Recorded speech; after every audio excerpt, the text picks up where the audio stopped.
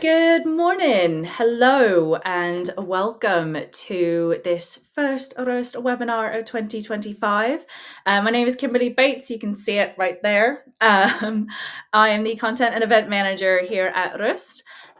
So I'm very pleased to see and welcome you to today's webinar. So we are going through a journey of quality. Today's webinar is all about Sucafina's Quality Control Lab and the From Samples to Roast. So I just have a few housekeeping. We are going to go through this webinar. It's going to be a presentation by quality control coordinators at Sucafina, Lydia, Taddei, and Lydia Moschopoulou. Nope, I completely messed that up. I'm so sorry, Lydia. Moschopoulou. This is live. This is live, people. This is what happens. I'm so sorry I butchered your name. So yes, we are live. Our lovely speakers are backstage right now, just doing the final preparations. So I wanted to welcome you all and give people a few minutes to join us. So while we wait, I'd love to get to know you, our lovely viewers, a little bit more. So as you'll see on the right-hand side, we have a chat function. So please drop in your hellos, good mornings, where you're from, how long you've been roasting. Have you got a cup of coffee this morning? What's in your cup? Have you roasted your own coffee this morning? I have. In my cup this morning is an El Salvador mixed varietal coffee, and I roasted it myself. I used a roast standard profile. It was an air temperature profile, and it's okay, but I need some help. So I'm hoping that today, with the presentation from Lisa and Lydia from Sucafina, I'll learn a bit more how to, change my profiles a little bit. So I'm very excited. We will have a presentation, and then we will be following that with a Q&A session, which will be led by our head of customer success here at Rust, Tom Hopkinson. So as the presentation is going on, feel free to drop any questions you may have for that Q&A session in the chat. And we will add that to our queue of questions, and hopefully we'll have some time to answer all of them. Like I said, I'm really excited for today's webinar. We'll give it another minute or so to ensure people can finish making their coffees and get settled in. So I'd love to know a little bit more about you. Say hello in the chat. Tell me where you are. Tell me what's in your cup this morning, or are you having a cup of tea? Are you having a hot chocolate? Is it a little bit too late for some caffeine? Let me know in the chat where you're viewing from. And I want to say hello. So good morning to Dennis. Hi, Daniel. Bertrand, good morning. William from viewing from LA. What time is it? I've got 9:05 here in the UK. We have 10 a.m. in Oslo. It's great to see people viewing from all over the world. Oh, this chat is going. Lovely to see. Ruby, good morning from London. We're on the same time zone. Hello. Sepid, Dejan, Heidi, Razvan, good morning. Good morning from Greece. Good morning from Romania. Oh, Razvan, here we go. Roasting for 12 years. Has been roasting on the Rust for more than a year. So are you a roast user like Razvan? Let us know in the chat. Good morning from Greece. Good morning from Antwerp. Drinking a sidra from Colombia, and in Krakow, Daniel. Dennis is drinking a Colombian roasted on a rust. Hello, Dennis. Good morning. Meram from Lebanon, Francisco drinking a Wush Wush from Colombia. Look at this. Look at all these different coffees. How exciting. Funky Indonesian, Min in the chat, Taryn from Uganda. Look, our viewers from all over the world. We've got lots of people joining us this morning, which is super exciting. And right, I think it's time to get started. Shall we introduce our speakers? All right, let's go. Hello and welcome to our webinar. Good morning. Hello. Morning, So, everybody. so here we go. I'd like to introduce those who are hosting and taking this webinar. So I'm Kimberly Bates. If you missed the intro, I'm the content event manager here at Rust. I will be moderating the chat. I'm your technical difficulties person. So if you are having some issues with any of the sound or connection, and you can't see four of us on the screen right now, refresh, rejoin. This webinar is being recorded. So if you miss anything, don't worry, you can go and play back. We'll be sending this out to you. It'll be available on our various channels. But I'd like to introduce our lovely moderators, hosts, and presenters. So you'll see Tom Hopkinson there, who's our head of our customer success at Rust. Hi, Tom. Hello, everybody. So I'm here to essentially ask the questions on your behalf. So I said this in the chat already, but please, as we go through the talk, if questions come up, drop them in the chat. We will try and get to as many of them as we can at the end of the presentation. And if we don't get to them, we'll try and answer them later on, or you can always send me an email. So that's what I'm here for. I'm supposed to be your voice in this presentation. So then you. hand over to Lisa and Lydia. So good morning, Lisa. Good morning. I'm so excited to be here with you guys. And yes, I'm Lisa. I work as quality control coordinator in Sucafina, Europe. And I'm really happy to be with you, all of you. Thank you, Lisa. And good morning, Lydia. Good morning, everyone. I'm Lydia. I'm working with Sucafina almost 3 years now, also as a quality control coordinator. Very happy to be here. Fantastic. All right, no more delays. We've done our intros. Let's dive into the presentation. So as Tom said, we'll be having this presentation by Lydia and Lisa here, and then that will be followed by a Q&A session. So if you do have any questions, pop them in the chat and enjoy. So Lisa, Lydia, I'm going to hand it over to you. Hello again and welcome. We already introduced my background. I have worked as a roaster and barista and a C trainer as well. And we would like really to thank you for being here with us. We are very excited. Yes, I come from a different background. I started working in marketing and in translation, but then I really fell in love with coffee and I decided to change my career. So started from a barista, then became a trainer, and now I'm here in green coffee. This webinar today it's about the journey of quality, and today we will share our perspective about quality control as a green coffee importer. Yes, we really think that quality control is a core activity in coffee. No matter if you work as a roaster, as a barista, if you're a farmer, or if you're an importer or exporter, it's really important to get to know your beans and also to be able to evaluate them. So let's have an overlook of what we're going to talk about today. In the next slide, exactly, you will see the QC fundamentals, then sample to roast process, and then some experiments with coffee profile. The next slide as well is going to explain the next slide is going to explain us a bit more what we're going to talk about today. So we're going to talk about some type of samples. Then when we delve into roasting, we will make a difference between roasting in a sample, like sample roasting and production roasting. What is the purpose of sample roasting? And at the end, we will share with you some of our current experiments that we're running in the lab.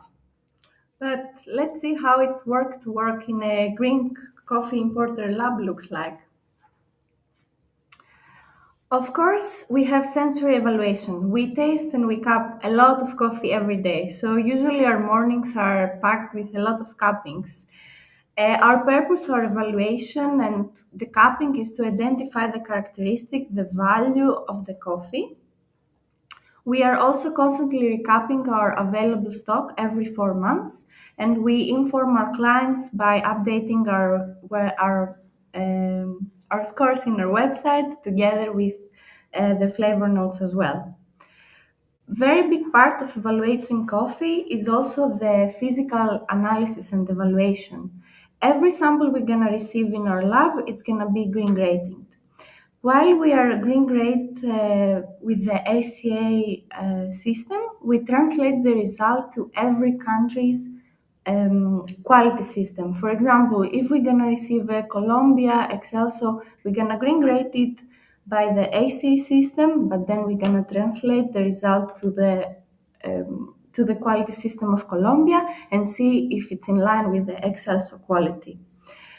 We are also taking measurements, water activity and density of our samples. We are focused mostly on moisture, and our preferable range of moisture is in between 9.5 and 11.5%. We know that's not always all the time realistic, but that's always the message we also pass to our partners, suppliers, exporters. And the purpose of these two is matching the samples we have with the contract quality expectations.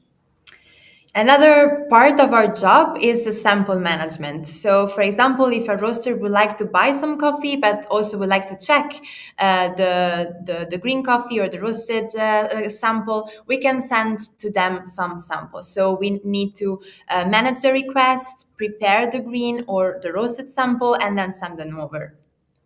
Another big part of our job is the communication.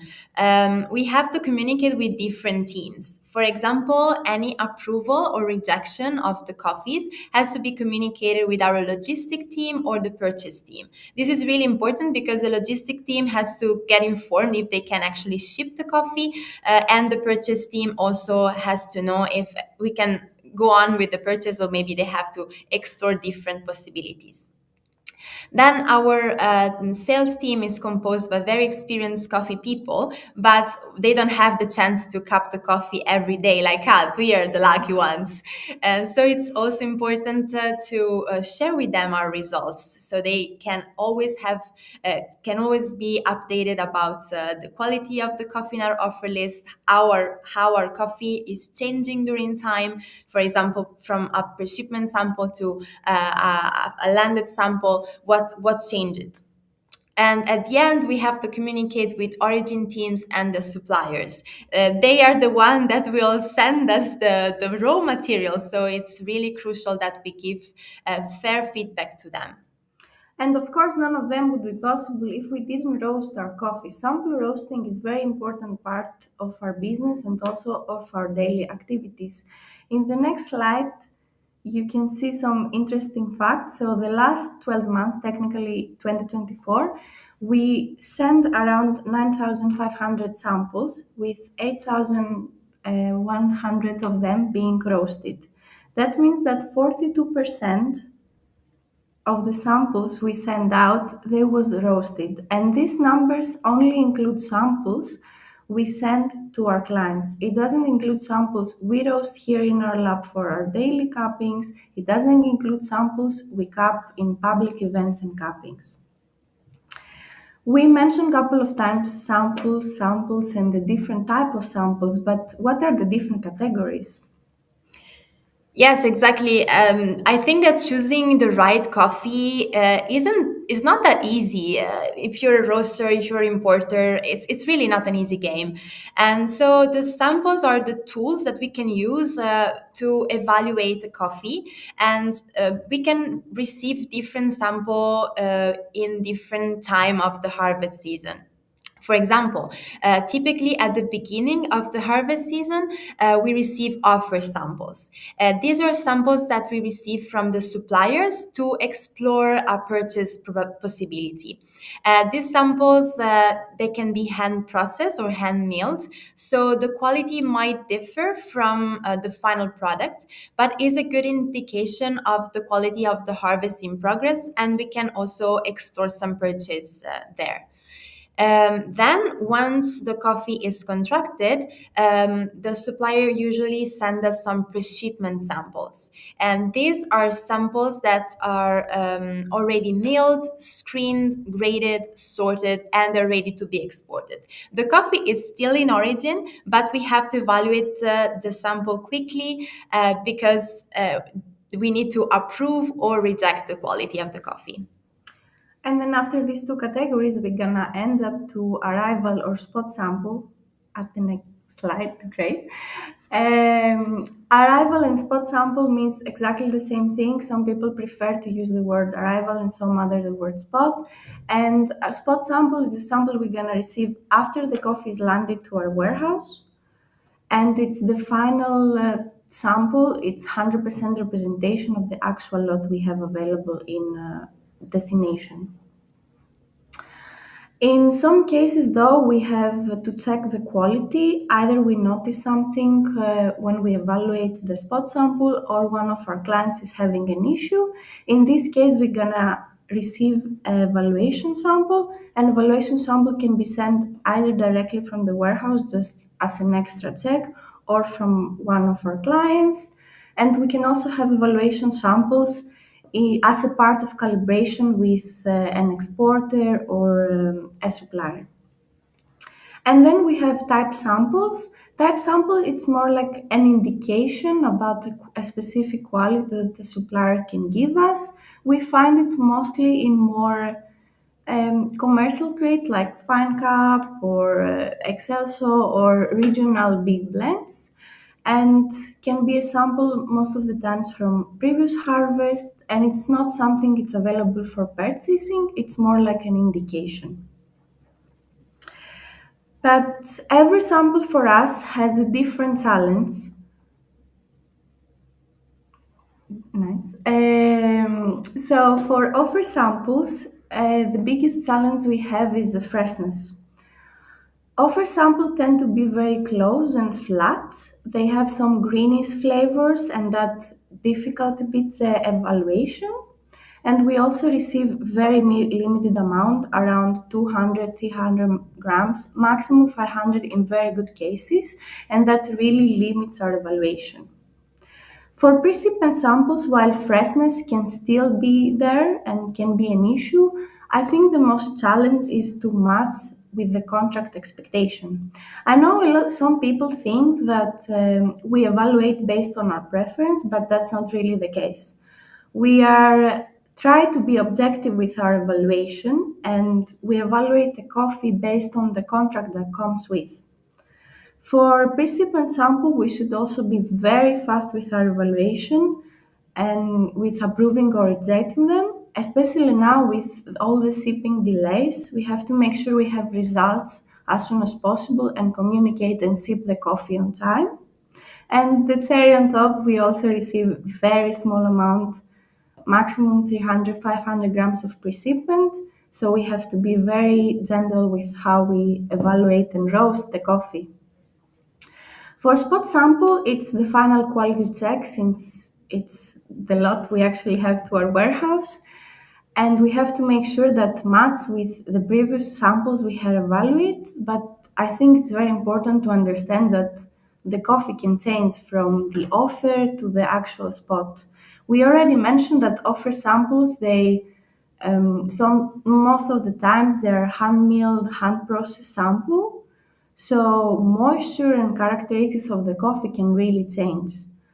And it's the same for precipient. We can have a gap of 2 to 4 months, maybe a bit more in some cases, from precipient to spot. So that's something we should also take in consideration when evaluate the sample. And for evaluation sample, we should be fair and act on time. We have very small gaps since we received the spot, the coffee is landed, to actually put a claim. So we have to act on time and be fair. Yeah, exactly. And we were talking about challenges. It's really important to get to know the challenges. But in the next slide, we will talk about the topic that for me it's really important: how to make sure to give a correct evaluation at all stages. Well, it's important, for example, to get to know the beans. I think this is really like the very first step, and just taking a look at the beans, at the green beans, how they look like. So then we can go on physical grading. We can, of course, do some measurements, so moisture, density. These are really good indication that will help us to evaluate first the quality of the bean. Then we need to choose the correct roasting techniques. We will talk about roasting in few minutes, but I think it goes without saying that without roasting we cannot taste the coffee. So it's really important that we give a good roast and then we can evaluate the coffee properly. And all this effort would not be possible or would not be as good as if we don't have good sensory skills, because at the end we want to taste the coffee and that's where we're gonna check the quality. So how we can make our sensory skills better, how we can improve in sensory skills? Well, we have, as we mentioned, we cup coffee every single day. So this is really a big help. So of course, tasting is the key, but also tasting with other people. In our team, we cup together so we can calibrate between each other, but not only between each other. We regularly participate in trainings with other people, other professionals. We host cupping in our office, or we participate in other cuppings with roasters or with other professionals. And so we can also see how's the reaction of other people to the same coffee, and this will help us also to calibrate. And sometimes even having different experiences. For example, recently I was judging the Brewers Cup, and during competition you really get to taste some very I would say beautiful, but very special coffees.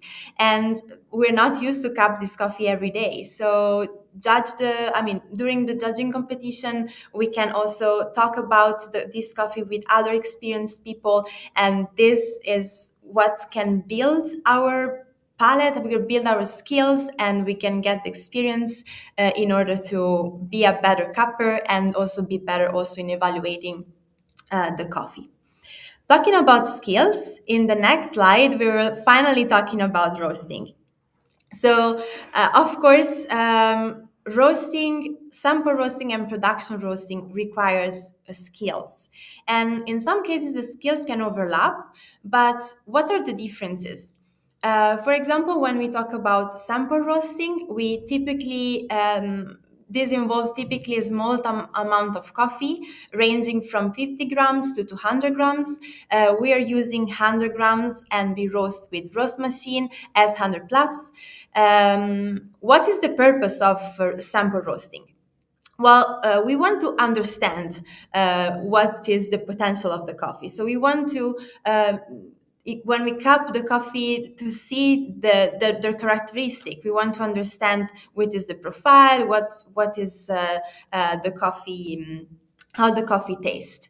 And yes, this is different from production roasting, but I'm not the biggest, I'm not really experienced in production roasting, so I will give the word to Lydia. Yeah, I would like to share my small story here. It's I learned how to roast directly in a production roaster. We didn't have the sample roasting in the roastery I used to work. So I learned directly how to roast in a 5 kg classic drum roaster fully manually. And when I did my first steps in green coffee, it was a totally new world to me to learn how to roast in a sample roasting. Um, sorry.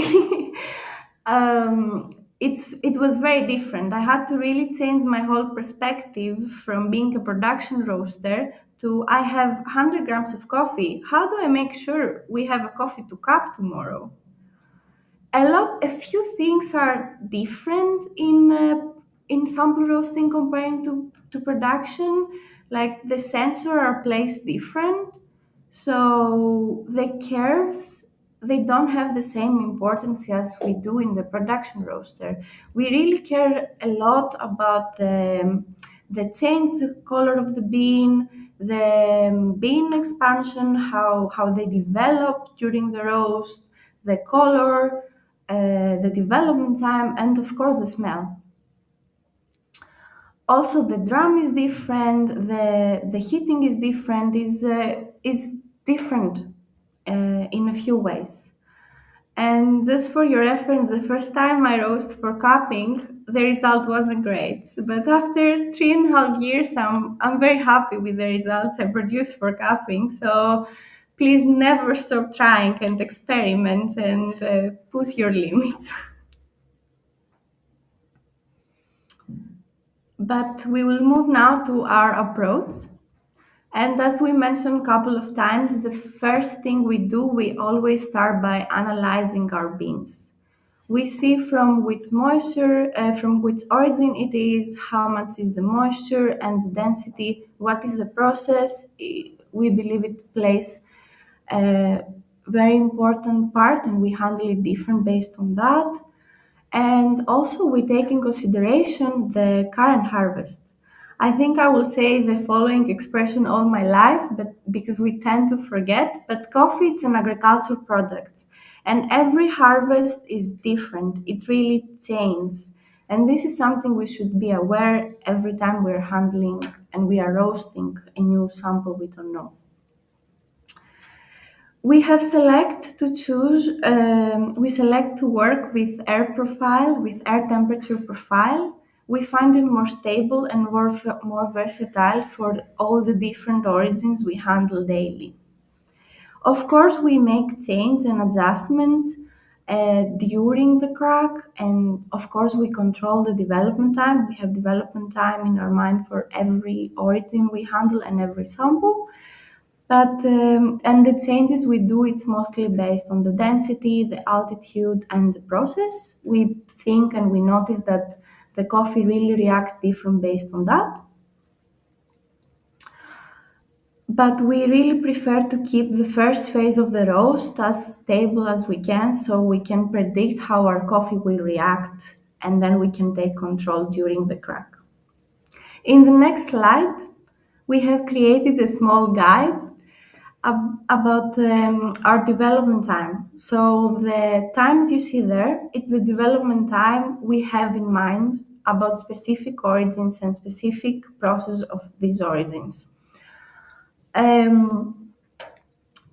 know that development time doesn't mean anything if we don't know a whole duration of a roast. So our whole duration of a roast usually is around 6.10 to 7 minutes of roast. And just a small disclaimer that these development times, it's just a guide. It's not like a set in stone. It's a guide we have to have a safe place to work, but it really works for our purpose of roasting, which is cupping, and for our cupping setting as well. For example, in our lab, we use the reservoir osmosis for water with added minerals, and because we add extra magnesium, we notice that this brings a lot of brightness to our cup and our roast. It fits to this purpose, to this cupping setting. Yes, and even in roasting, it's really important to trust your senses. Of course, numbers and curves can help, but I remember the first days in Sucafina, Lydia, she was my trainer, and she always told me like, okay, just look at the beans, smell it, and trust your senses. So this is applies even now that I have a bit more experience, but always trust your senses. And it's true also that coffee is changing, trends are changing. So we want to make sure that we're always up to date. In the next slide, you will see that we are running some experiments. So, for example, in our lab, we are dealing with more than 20 origins and a lot of different grades, from pea berries to maragogipe, from high density Tanzania to very soft beans from Indonesia. So we really want to always try to find the best roast. And so we created two different experiments, let's say.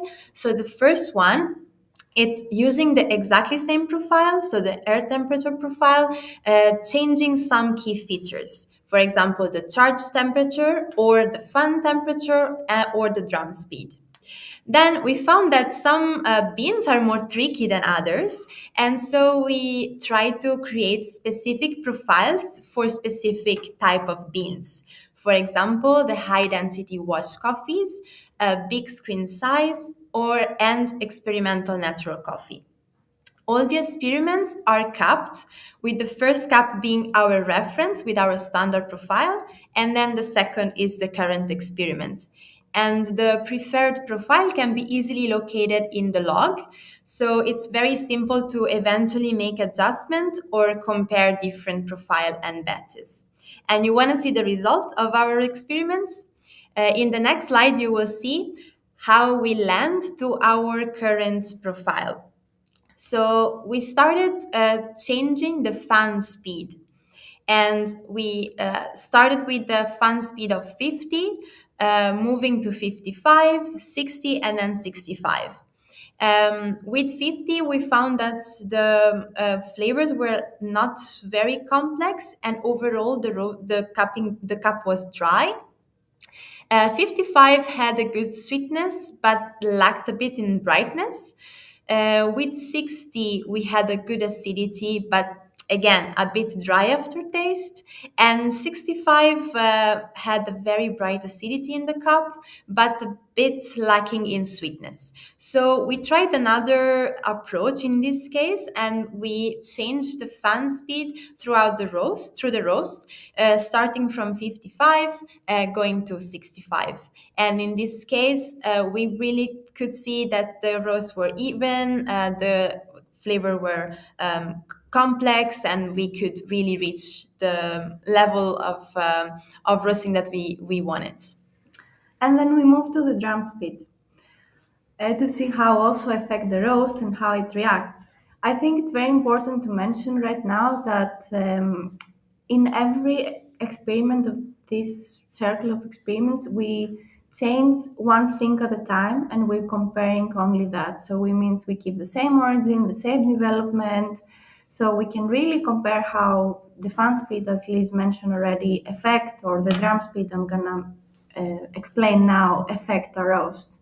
We start with 50, and while the result was sweet, we find it a bit flat and bready. It worked very well for some beans, like big screen size, but it didn't work well for the majority of coffees we have. And then we try 60, and we had juicier and sweet cup, but we got some uneven development on some coffees. For example, for 60, it worked very well for Ethiopia smaller beans, but not well for the rest of our coffees. So we land to 55 drum speed when we can have very good development of the flavors, but a very balanced cup as well. Yes, in the end, we also changed the charge temperature, and both 180 degrees and 205 degrees resulted in unbalanced cup. For 180, the overall flavors were a bit vegetal and underdeveloped. While with the 205 degrees, the roasts were a bit over, and so we had some smoky flavors in the cup. The 200 degrees had very good potential, but we found that it worked better with specific origins. So we give it a try to 190 degrees, and we found that we could use this charge temperature with a wider a variety of beans. To the following slide, we decide to put a curve from our standard air profile. The curve you see, it's from a Colombia natural sample. And you can see some of the things that we already mentioned. You can see our whole duration is close to 7 minutes, with development being at 55. We always try, and you can see the crack count, we try to have a very good crack count, so we ensure that our coffee is well developed. You can see the 190 as a charge temperature. You can also see down the hybrid settings we have selected for the airflow, starting from 55 landing to 65 at the end of the roast. And while we were very happy with this profile and works well for majority of our origins we handle, we notice that some specific origins or in some specific cases, we really struggle to develop some beans. And in the next slide, you can see our profile for big screen size. We decided to create a different profile for that. The main issue we had was with varieties like Maracochipe or Maracatura, that they are quite big. And one of the main issues we noticed at the cupping is with our main profile, we had vegetal notes, but also smoky notes at the same time. So our profile aimed to fix that and give them a better development. Big beans tend to have bigger exothermal reaction while crack. So we decided to lower the temperature before crack and during crack and also stabilize the airflow so we can avoid the spike of the temperature. We also reduced the drum speed to 50 because as we noticed to the first experiments we did, it really worked well. And the reason is it gives better heat transfer to these kind of big beans. And our result was Yeah, we were very happy with the results because when we compared the two cups, the experimental profile gave a lot less smoky notes. The cup was juicier and the flavor were complex. We were really, really happy. So happy that we started to experiment again with some other profile like experimental natural coffee. Um, just before diving into this the explanation of the modification we did in this profile, we want to clarify what we're referring to when we're talking about experimental coffees. Well, usually it's coffees that they have a long fermentation during the process. For example, can be carbonic maceration or extended fermentation, co-fermented lots. These long processes can change the cellular structure of the coffee bean, and so they need a special attention during roasting. To be honest, we call them experimental coffees, but they're experimental for us more than for the producers because most of the coffee come from years of experiments and work and research. And nowadays, the producers are doing really an amazing job in stabilizing the fermentation and giving all the time a consistent product. So on our side, we really thought that it's important to give credit to this work and resources that the producer put in the lots, and we wanted to create a profile that would actually give the right value to these coffees. Exactly. We have to be fair with evaluating this coffee, and one of the main thing we noticed during roast it was we somehow developed more bitter flavors, or we had more bitter flavors in our cupping. So that's why we definitely want to fix. And we start by again stabilize the airflow. As Liz mentioned, the beans they are getting a bit more softer. So our aim was really to control the crack and have a good crack development. And by stabilize the airflow, I think we control better the temperature, or because we cannot really predict where it's gonna crack. So by having the same airflow during the crack, we are more safe. We also lower a bit the temperature at the start, and we also lower the temperature during and after crack because we really notice with our main profile that we have to do manual adjustments after that phase. After 10 seconds after crack, we had to adjust manually our power and lower down. So we decided instead of doing it all the time manually to include it in our air curve. So the machine does it for us. And the result we have, again, compared with our reference, it was less bitter notes and much sweeter and juicier cup.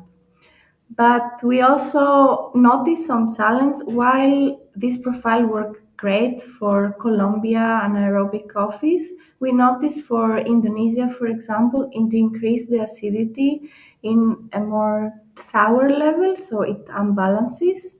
So while we believe it's a great start, we will continue adjust and develop this profile, but we are more happy with this profile comparing to our air profile. So we're gonna keep it, but we will continue developing it.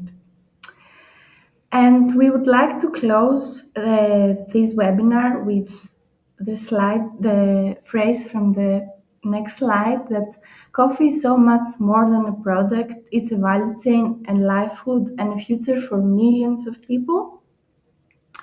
I'm working in this industry because I fall in love with coffee. I fall in love with the product.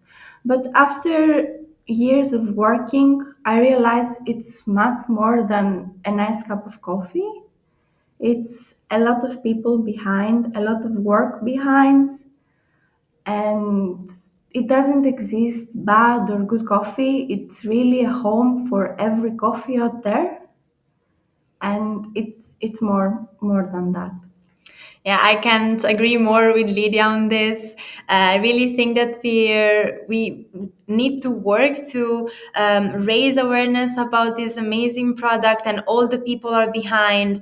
And as a community, as a coffee community, we can work all together to give the good value to each coffee. And make sure that the work from the farm to the cup is respected and valued.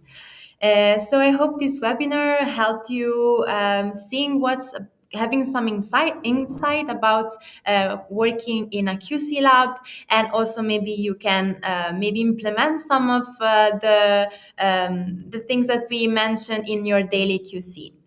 And now our presentation is over. I would like to call Tom with us for the Q&A session. And thank you very much for listening to the presentation. Also, after we're gonna share our main profiles with you and some other interesting material you can have a look. Great. Thank you so much, guys. That was really, really interesting to get a little insight into what your daily work is like, and also a bit about how you're roasting, how you're using the tools that you have. That's really, really nice to see, and to get an idea of how you work towards the profile that works for you, because I know that's a long process. It takes a lot of incremental small changes, and I think it's reassuring maybe for people who are a bit new to roasting to know that you don't get it all right on the first day. You try things out, you taste them, you try them out again, you taste them, and you always reaching for something a little bit better next time. And I think that's really nice to see.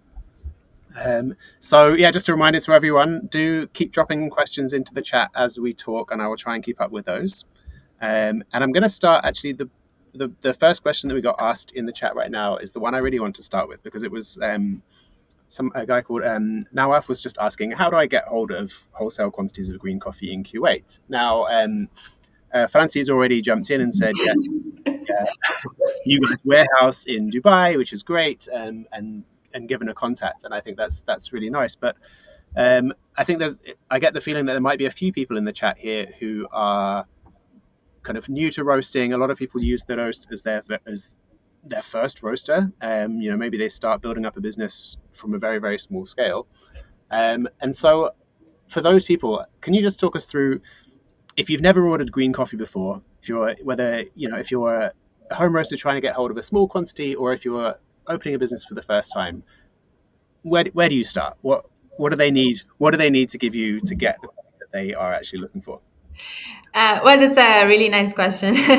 Well, first of all, take a look at the website, because I think in the website we really have a lot of, we have different, all the offer list with all the different coffees. Also, you can filter by warehouse. So as Franci mentioned, we have a warehouse in Dubai, in London. If you're not in Europe, there is other Sucafina branches in different countries. So take a look, and also, if you want to be in touch, just send an email, and someone from the sales team or someone from our team can guide you through. Sometimes, it's hard to see all the names of the coffee, but maybe we don't know, like we see like 30 different Brazils or 20 different Colombias. And so I think that having a chat or a phone call with someone can really be helpful, because you can just guide through and see what the needs, what we need to buy. And that's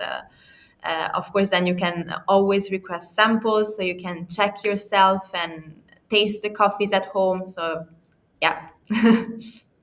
Yeah, I think that's a really nice point. If the you guys know your coffees better than anyone. So if you're a roaster and you think this is the kind of flavor I'm looking for and I don't know how to find it, you guys know exactly what coffee tastes like that. So yeah, that is exactly the place to start. And then what about for people that are looking for small quantities? I mean, I don't, as far as I know, Sucafina doesn't deal with that sort of quantity. But do you have partners that supply home roasting quantities, perhaps, or is there anyone you can recommend? Tricky one, I know. The smaller quantity you can buy from us is one bag. Can be One bag, 30 kg in some origins. yeah, and 30 kilos is a manageable amount of coffee, even if you're just roasting on a sample roaster. So yeah, that seems like a good place to start. Okay, and then to follow on from that, as for roasters that are a bit more experienced and are kind of interested in these experimental coffees you're talking about, how do they get first dibs? What's the best way for them to get an early idea of really interesting coffees that are coming in, so they can snap them up and have this new and exciting process on their offer list before anyone else? Ooh. Well, that's not an easy, because of course, like, we're having all the offer samples, so we can really have a preview of what is the harvest is looking like. But I would say again, to if you have some like contact with someone, and even if you're an experienced roaster and you want, for example, okay, I would like this harvest this year to, I don't know, find some specific nano lots from Colombia, or like some specific projects in Ethiopia. Just we can say, okay, we tasted this coffee, it's amazing, it's really rare, and then we can send samples. I think that is really the key. I don't know. Yeah, like as you guys said, it's all about communication, right? It's about Exactly. keeping in touch with the people that are actually tasting the coffee every day. Yeah. So then you talked a bit about your roasting profile, and it's really nice to see how you're making such subtle changes to arrive at the flavor profile you want. But really, we had a couple of questions before the talk from people saying, how do you actually create a profile? And I think in some ways the hardest part is getting started. So what was your starting point for this profile? How did you actually create it from scratch? Actually, I think it starts with. I really believe that the air profile works very good in roast. I find it very stable. So we kind of start with this idea, and then we build it on the experiments we explained on the first place, because I think it's really important to understand your machine and your setup, because every machine can react different based on where you are. In roast, it's also the electricity you are, how many roasts you have in a row, or what's your ventilation. So I think we start with that, seeing like, okay, drum speed affect the like affect our coffees like that. The tart temperature effect like that. For like the airflow, we notice that we introduce more power when we increase the power. So I think these kind of things. And then another trick I might can give to the roasters is, maybe you can try a couple of manual roasts in roast 100%, and then go back to the logs and replicate the curves if you are happy. But Yeah, I think that's a really nice yeah, approach. If you're an experienced roaster, trust your own skills, roast manual, and then let the okay. machine be it. And then duplicate it, and the machine will redo it for you. Yeah. And did you find roasting manually on the roast pretty different to doing it on the drum roaster? And Like, in what way was it different? How did you have to adjust the kind of parameters that you're playing with? Mm, Big yeah, question. yeah, it's. I need time to think, but I find like the first time I had jumped from production to sampling, for me it was totally new. That what do you mean I don't do manual adjustments? What do Yes. you mean it's gonna do it all by itself? This concept I had more to get rid of it and adjust to, like, okay, I have to focus on trust my sense and control the development and see how it reacts there. Yeah. Okay. Interesting. And so then you mentioned that for now you have a series of set profiles, maybe three profiles that you use to start every coffee the same way. But then for some coffees, at some point around first crack, you decide, okay, I need to take over. So what are the signals to you? Now I need to jump in. I need to make a change. When do you decide that the profile actually needs to be adjusted on the fly? Well, for example, one feature that I really like in roast machine is that you see when the coffee cracks. So you see how the cracks look like. So if you, for example, you see that the crack is not even, like some beans cracking very, very early, and they're not like nothing happens after, that's an indication that maybe we have to change something. Or after the first crack, sometimes the temperature rise very, very high, and we don't want to, we don't want to burn the beans, but we want to also have a nice development time. So in this case, we manually adjust, for example, the temperature or sometimes the power, so we can add, let's say, have a good development time without burning the coffee. And That's it's, few, yeah. yeah, and in Roost it's very useful because even if you don't have a screen right now to look live your files, you can really see the ROR next to the screen, the small screen on the Roost. So you can really see if the ROR rising, and you can predict, okay, if I continue like that, I will be over the limit I want. We never go above 210 degrees, let's say, as an average on the final temperature. So that's something we also control, and it's an indication to, okay, we have to do changes. Okay, interesting. And then when it comes to the tweaks that you're making to their profiles, in the last one, the profile that you're working on for naturals, you mentioned that you still are aiming to maybe reduce the acidity a bit, maybe make those roasts a bit sweeter in the future. And this also ties in with a question that we had from ahead of time, about what sort of adjustments you would try and make. So if you're trying to reach for more sweetness and for more body, let's say, from a roast, what direction are you gonna take that profile in? Okay, that's a nice question. Maybe I increase a bit the phase between the yellowing and the crack, Hmm. or control the development slightly more, or yeah, maybe less soaking at the beginning. Yeah.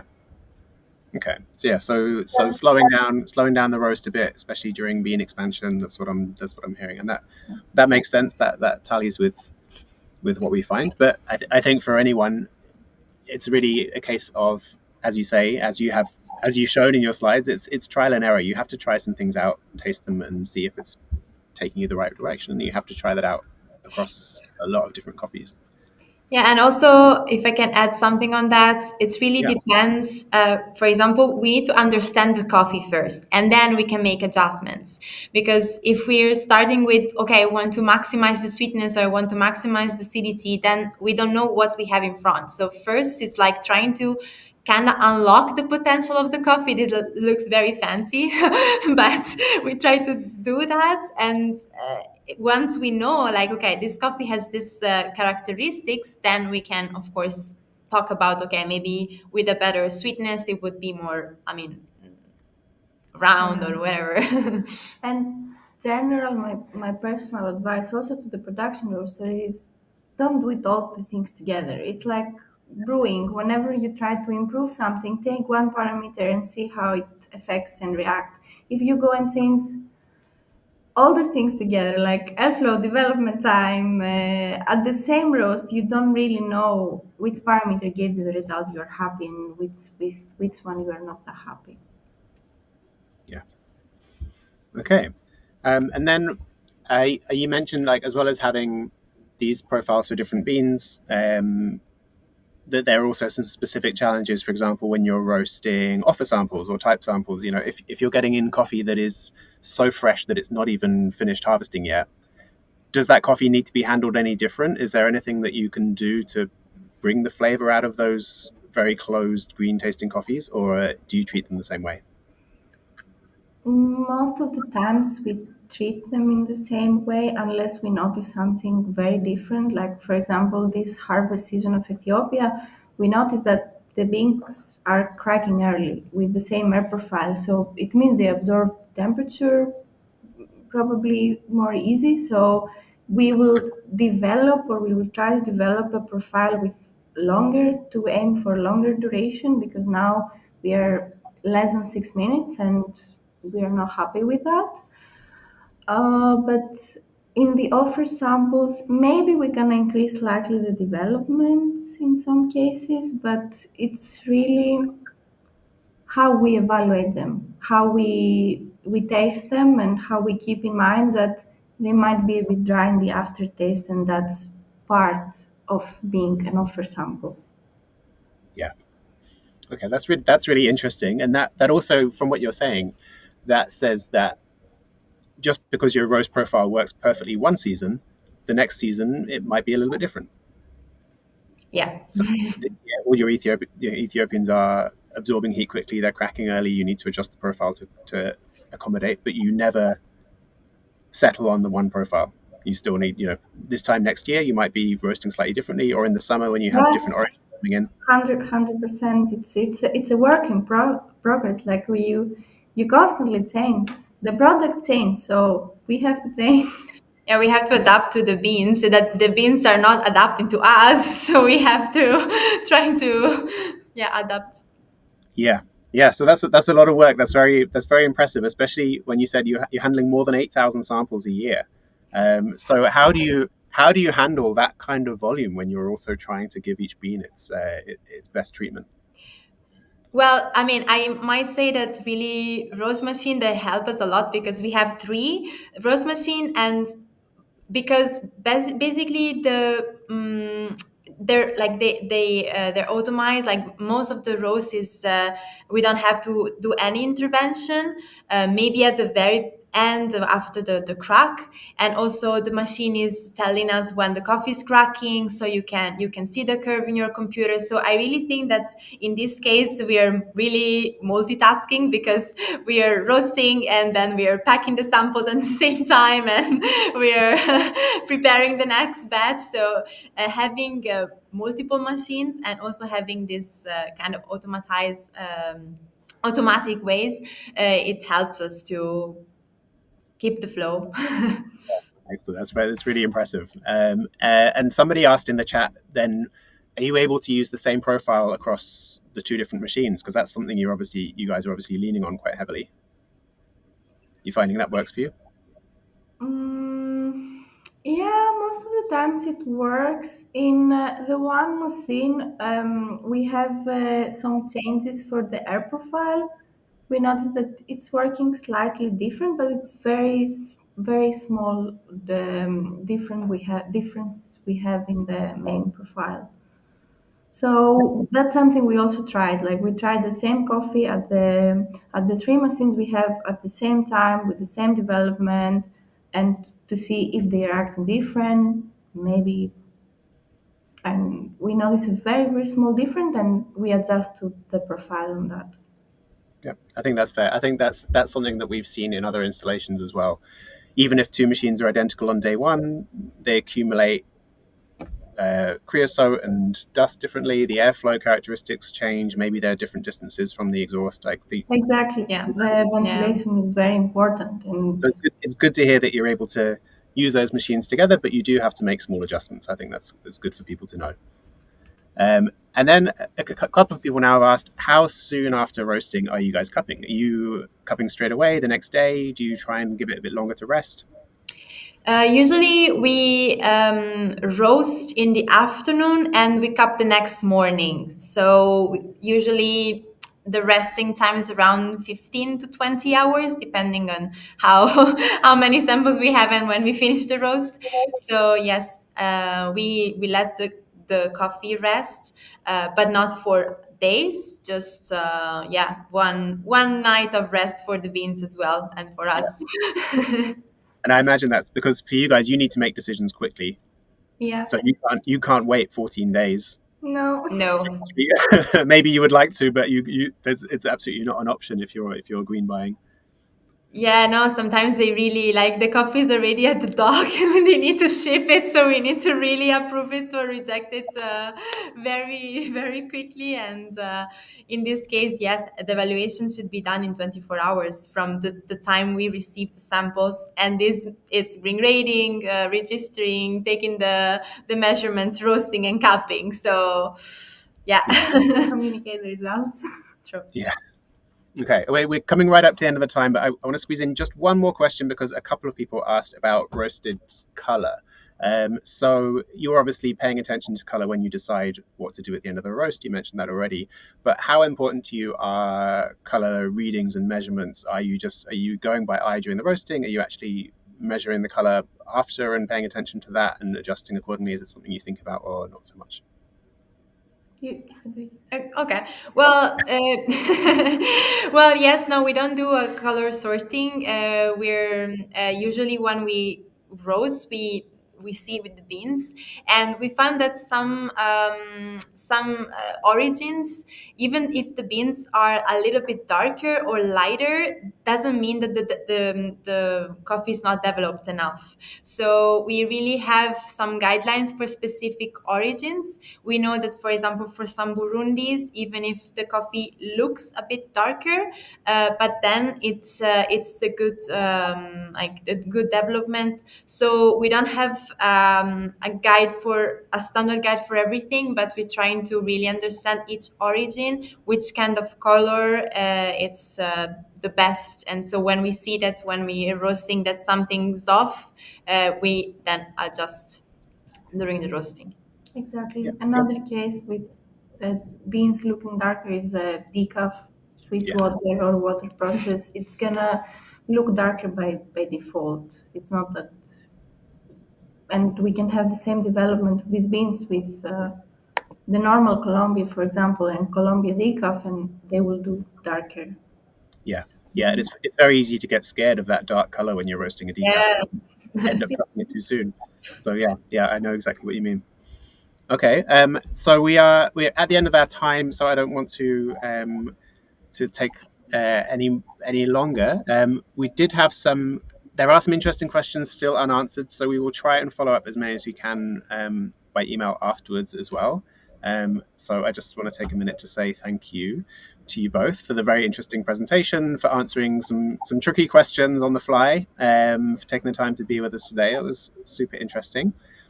And I think Kimberly is going to come in with some closing words. But yeah, just before we sign off, I just want to say thank you to everyone for coming and joining us and for asking interesting questions. And hopefully see you all again soon. Thank you very much. Thank you for Thank you. hosting us, and thank for everybody to listen. Yeah, thank you for being here with us today. It was great for us to present and be here. We are very happy. Thank you. So back to you, Kimberly, then to say goodbye for us all.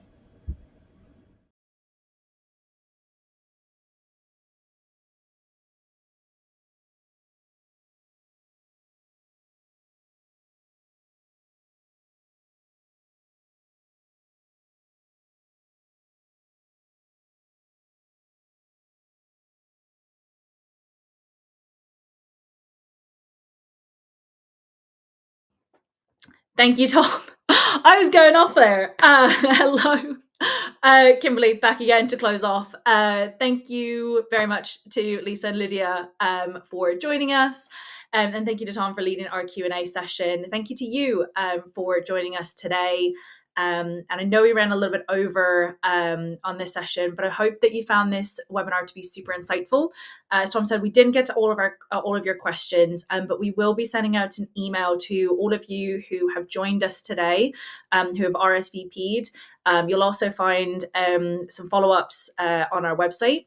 But we'll be sending out some resources so you can do some further learning and check out Sucafina and what coffees they have to offer. And then if you do have some questions for Lydia and Lisa, that you think of this afternoon, of your afternoon pick me up cup of coffee, then we'll get you in touch with them. But thank you very much again to everybody for joining us. And follow Sucafina Europe on Instagram, follow Rust on Instagram, and keep updated with all of the things that we're going to be happening in 2025. We're only just getting started. So look forward to seeing you at a future event, at a future webinar, and just generally on the internet. So thank you again, and have a wonderful day, wonderful evening, wherever you are in the world. Thank you for joining us. See you next time.